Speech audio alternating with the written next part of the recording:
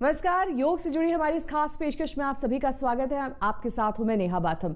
हमारे साथ रोज की तरह स्वामी रामदेव जुड़ गए हैं और स्वामी जी से आज मेरा सवाल ये कि स्वामी जी, जो युवा दूसरी लहर में सबसे ज्यादा प्रभावित हुए हैं, सबसे ज्यादा संक्रमित हुए हैं, वो संक्रमण से अब आने वाले वक्त में कैसे बच सकते हैं? यानी कि युवाओं को आपके योग के जरिए क्या सलाह होगी? जो संक्रमण से अभी तक बचे हुए हैं वो कैसे घर बैठे ही व्यायाम करें, क्योंकि दफ्तर बंद है, ज्यादातर वक्त अब लैपटॉप के सामने गुजर रहा है, जिम जा नहीं पा रहे, घर में क्या उपाय करें?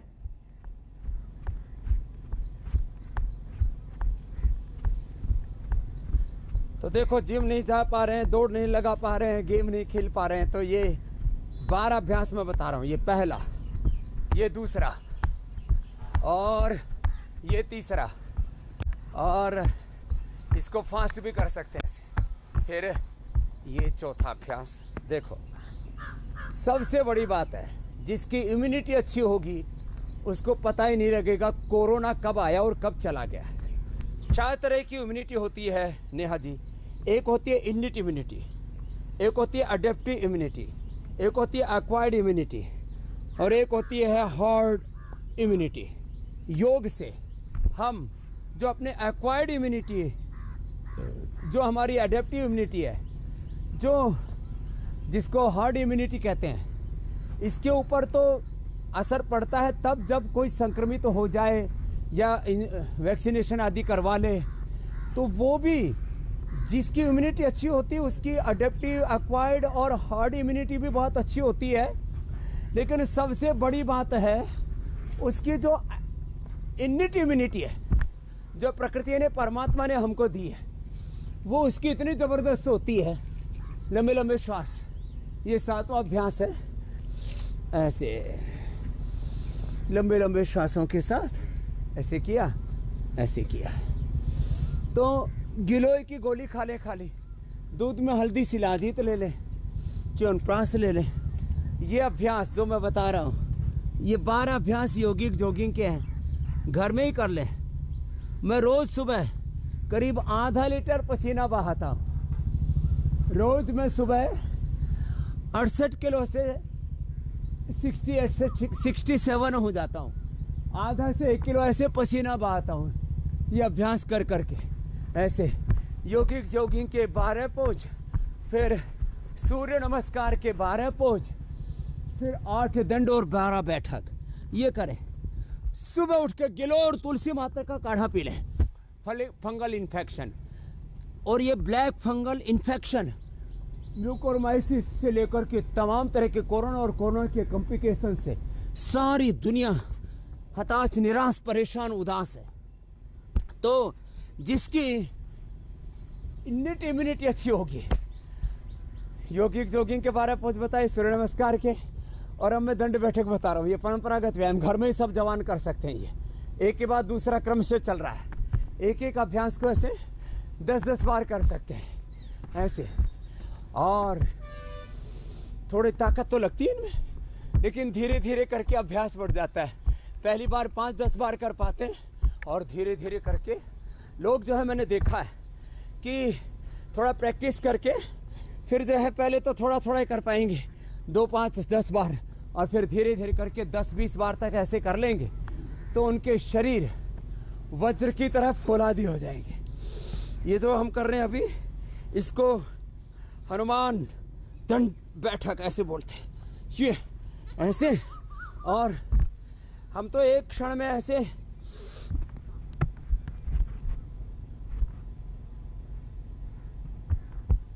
शरीर को साध लेते हैं। युवाओं में तेरी ताकत होनी चाहिए। फिर देखो, ये 12 अभ्यास है।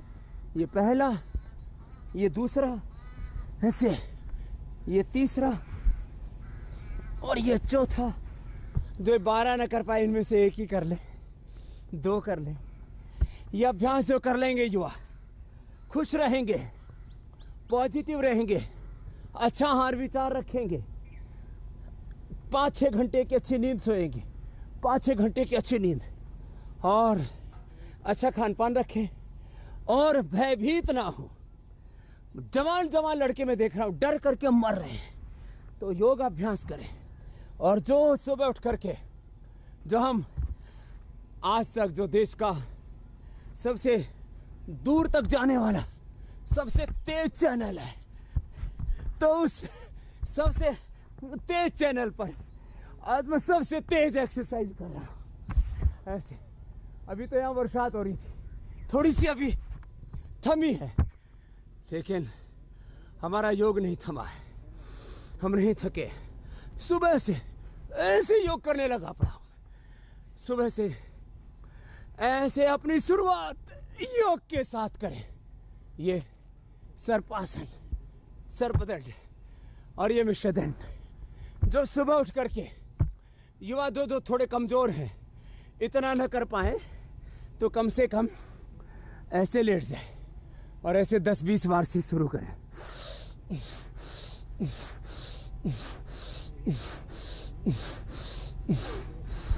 अब जो इतना कर लेगा नेहा जी, जिसका योग से नेह हो जाएगा, फिर वो कोरोना के चंगुल में नहीं फंस पाएगा। तो ये तो बात हुई स्वामी जी योगासन की, किस तरीके से एक्सरसाइज के जरिए छोटे छोटे आसन करके आप स्वस्थ रह सकते हैं, खासतौर पर युवा वर्ग की अगर बात करें।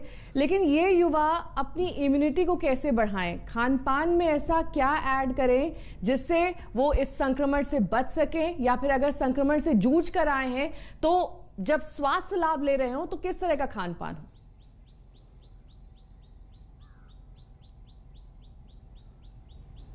तो देखो, पहले मैंने आपको अलग अलग व्यायाम बताए और आसनों में ये 2 आसन जो अभी मैंने शीर्षासन किया और ये सर्वांगासन, मात्र ये इतना सा भी कर लेंगे ना।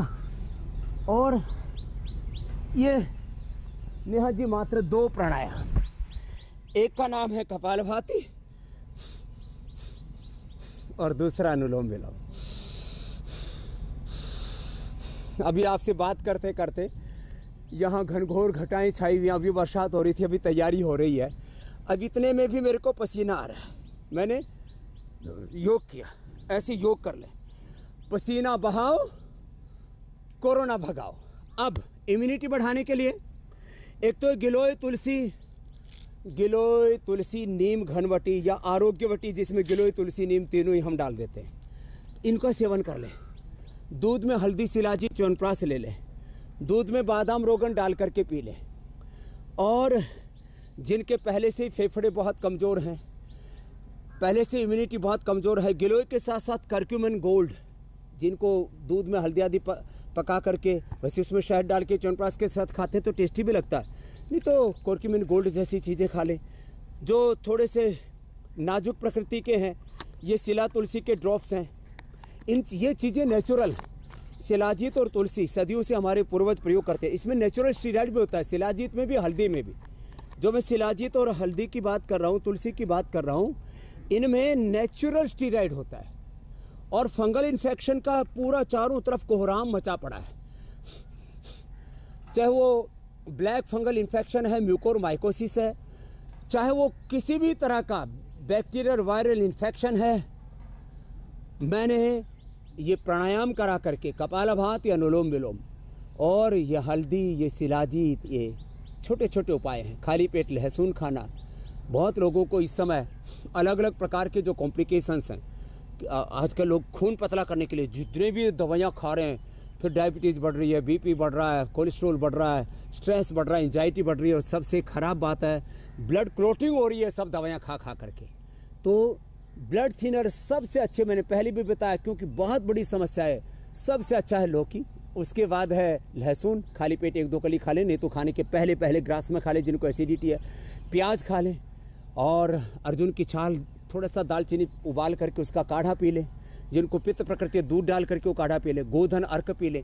ये छोटी छोटी चीज़ें, नहीं तो रेडीमेड लेना हो तो लिपिडोम लौकी घनवटी ले लें। कपालभाति, अनुलोम विलोम, ये 2 रामबाण हैं। कोरोना और कोरोना की कॉम्प्लिकेशंस हो। जवानों के लिए प्रोटीन डाइट के लिए सबसे अच्छा है दालें, सबसे अच्छा है सोयाबीन, दूध, दही, छाछ, और किसी को थोड़े प्रोटीन में ज़्यादा ताकत पानी है तो स्प्रिल्यूना हम देते हैं। ये स्पिरुलिना एक साफ पानी के ऊपर जो शिवाल जैसी आम लोक भाषा में जिसको बोलते हैं वो आ जाती है, उसका ठीक से पाउडर करके और उसको खिलाते हैं। ये स्पिरुलिना ले लो, ये सबसे हेल्दी चीज़ें, इम्यूनिटी के लिए सबसे अच्छी महत्वपूर्ण चीज़ है Neha ji. Natural diet, natural रहें। जितना आप नैसर्गिक रहेंगे, जितना प्रकृति के करीब रहेंगे, जंक फूड, फास्ट फूड, इनसे थोड़ा बचना पड़ेगा। बहुत मज़ा ले लिया, भी ज़्यादा मज़ा लेगोगे तो सज़ा भोगने के लिए तैयार हो जाओ। कोरोना चारों तरफ घात लगाए बैठा है, सावधानी हटी, दुर्घटना घटी। कोरोना के संक्रमण से बचना है, संक्रमित होने के बाद उभरना है, जल्दी उभरना है। मैंने 1, 2, 3 दिन से लेकर के, एक तो अभी छोटी सी गुड़िया मेरे सामने घूम रही है, इधर आओ। इसने तो 3.5-4 साल की है और इसने 3 दिन के अंदर कोरोना को हरा दिया और ये सारे आसन करती है। चलो करो, कपालभाति करो, अनुलोम विलोम करो, हाँ। और वो करो, जो है उष्ट्रासन करो घुटने पर। अब देखो छोटी सी है, ऐसे करो, ऐसे बैठ जाओ। हाँ, अब बताओ, इसने 3-4 साल की सारी है, 3 दिन में कोरोना को हरा दिया इसने। तो ऐसे बच्चे मैं देखना चाहता हूँ, ऐसे जवान देखना चाहता हूँ कि जो रोज सुबह उठ करके सर्वांगासन करो, लेट जाओ, यस, पैर उठाओ, ऐसे, इसी में कपालभाति करो। अब ऐसे छोटे बच्चों को योग करने का स्वभाव जिस दिन भारत का बन जाएगा, स्वभाव अध्यात्म उच्यते, गीता का श्लोक है। योग जिस दिन स्वभाव में आ जाएगा, कोरोना और कोरोना के कॉम्प्लिकेशंस, डिजीज अलग अलग, BP, sugar, thyroid, lifestyle disease, genetic disease, incurable disease का चारों तरफ जो कोहराम मचा पड़ा है बीमारियों का, और इससे पूरा ड्रग माफिया और मेडिकल माफिया इतना ज़्यादा एक्टिव हो गया है। अच्छे डॉक्टर, अच्छे हॉस्पिटल्स, शुक्रिया है उनका, लेकिन आप खुद दिखाते अपने चैनल पर किस तरह से उपचार के नाम पर अत्याचार हो रहा है। आदमी कमज़ोर पड़ गया, लोग कह रहे हैं सिस्टम कमज़ोर पड़ गया, सरकारें कमज़ोर पड़ गई, सिस्टम फेल हो गया। अरे आदमी फेल हो गया है, आदमी अच्छा होगा नेहा जी योग से। इसलिए छोटे बच्चे हों जैसे गुड़िया कर रही है, या चलो बैठो बेटा, जवान हो, कपालभाति, अनुलोम विलोम, इतना तो सब कर लें, खुश रहें। और कुछ नहीं आता तो हाथ से योग कर ले। लोग कहेंगे बाबा जी चारों तरफ इतना कोहराम मचा है कोरोना का, आप हंस रहे हो। अरे हंसने से ही बचेंगे, भय से मर रहे हैं नेहा जी लोग। यही जानना चाहेंगे कि योग के तो आपने तमाम तरीके बता दिए, किस तरीके की डाइट होनी चाहिए, क्या कुछ हम अपने भोजन में शामिल कर सकते हैं, लेकिन जो लोग पहले से ही रोगों से ग्रसित हैं, युवा वर्ग में खास तौर पर अस्थमा की दिक्कत देखी जाती है, फेफड़ों को वो कैसे मजबूत करें? कुछ आसान से आसन अगर आप बता सके तो।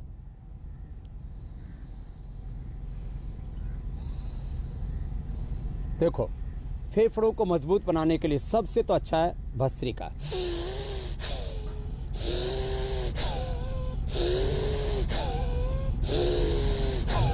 ये भस्त्रिका 2 से 5 मिनट। मैं तो नेहा जी जिनको अस्थमा है वो तो धीरे धीरे करें, उनसे कहूंगा ऐसे करें। जिनका मध्यम बल है और जो फौलादी है वे 1 मिनट में 5 से 10 हज़ार किलो कैलोरी एक्सपेंडिचर हो जाता है। फेफड़े ऐसे फौलादी हो जाते हैं कि छाती के ऊपर हाथी भी पैर रख दे, राममूर्ति ऐसे पहलवान थे तो भी कुछ ना बिगड़े, ऐसे होना चाहिए। और 5 आसन इसमें ऐसे कर ले, चलो बेटा करते ऐसे, जैसे मैं कर रहा हूँ ऐसे करो, बैठ जाओ। सब बच्चों को, जवानों को ये करना चाहिए। एक, जो ऐसे न कर पाए तो ऐसे, 2, और फिर उल्टे लेट जाते हैं। लंबे लंबे श्वास लें और ऐसे। ये मकरासन, भुजंगासन, शलभासन, धनुरासन, 5 आसन जरूर कर लें। थोड़ी सी जॉगिंग कर लें। स्वासारी क्वाथ पंचकोल के साथ स्वासारी प्रवाही, स्वासारी वटी, स्वासारी गोल्ड, ये करक्यूमिन गोल्ड, दूध में हल्दी, शिलाजी, च्यवनप्राश, ये ऐसे उपाय जिनसे फेफड़े हमारी फौलादी बन जाते हैं। एलोपैथी में कमज़ोर फेफड़ों को रिकवर करने के लिए, कमज़ोर लीवर को रिकवर करने के लिए एलोपैथी में कोई दवाई नहीं। आयुर्वेद में सरुकल्प है, लिवोग्रीट है, लिवामृत है। कमज़ोर आंतों के लिए कुमारिया सब है और वीट ग्रास, एलोवेरा आदि के जूस हैं। आयुर्वेद में उपाय हैं कमज़ोर फेफड़ों के लिए, कमज़ोर लीवर के लिए, कमज़ोर हाथों के लिए, कमज़ोर हार्ट के लिए हृदयामृत है, अर्जुन की छाल है। कमज़ोर मस्तिष्क के लिए अश्वगंधा है, ब्राह्मी शंखपुष्पी है, वचा है, ज्योतिषमती है, बादाम तेल है। माने आयुर्वेद और योग ऐसी चीज़ें हैं, भुजंगासन, शलभासन, जो कमज़ोर फेफड़ों को, कमज़ोर लीवर को, कमज़ोर किडनी को, कमज़ोर हार्ट को, कमज़ोर नर्वस सिस्टम को, कमज़ोर इम्यूनिटी को, खाली गिलोय तुलसी का काढ़ा पी ले और काढ़ा गर्म करके पिए। अभी गर्मी आ गई ना, शलभासन और फिर ये धनुरासन, इतने आसन कर लेंगे तो फेफड़े श्वास भर के किया जाता है ऐसे ऐसे। और एक मैं भस्त्रिका प्राणायाम के साथ साथ कपालभाति, अनुलोम विलोम तो करवाता हूँ। एक प्राणायाम ऐसा है, मैं श्वास भर के ऐसे और नेहा जी 2 से 2.5 मिनट तक रोक लेता हूँ।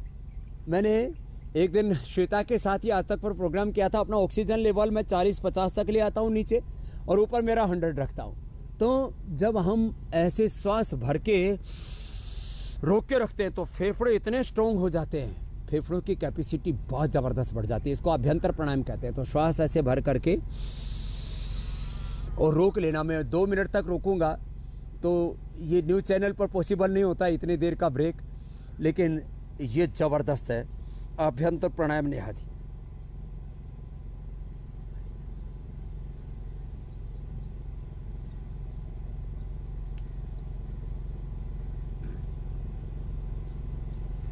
ऐसे 2-2.5 मिनट तक रोक करके रख लें। फिर जिनका थोड़ा गला कंठ कमजोर है, सिंहासन भी कर लें। ये पॉइंट दबा लें ऐसे, यहाँ से ये पॉइंट है और ये पॉइंट है, ये फेफड़े के लिए पॉइंट होते हैं। ये पॉइंट दबा लें। दही, छाछ, नींबू, अचार, टमाटर, खट्टी चीज़ें ना खाएं, ठंडा पानी भी ना पिए और दिन भर हो सके तो दिव्य पेय पिए, तो फेफड़े एकदम फौलादी हो जाएंगे। स्वामी जी, आपने यहाँ पर बहुत ही आसान और कारगर तरीके हमें बताए, जिन्हें बेहद आसानी से हम घर बैठे अपना सकते हैं। खासतौर पर युवा वर्ग की चर्चा हम आज कर रहे थे, जो सबसे ज्यादा दूसरी लहर में प्रभावित हो रहे हैं। स्वामी जी, बहुत बहुत शुक्रिया आपका हमारे साथ इस खास पेशकश में शामिल होने के लिए। बाकी तमाम खबरों के लिए आप देखते रहिए आज तक।